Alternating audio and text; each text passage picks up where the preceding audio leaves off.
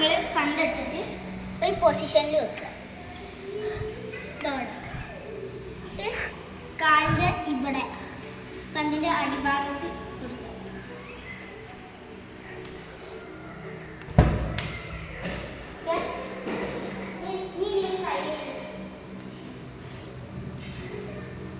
Start. Start. Again, right. Start. Start.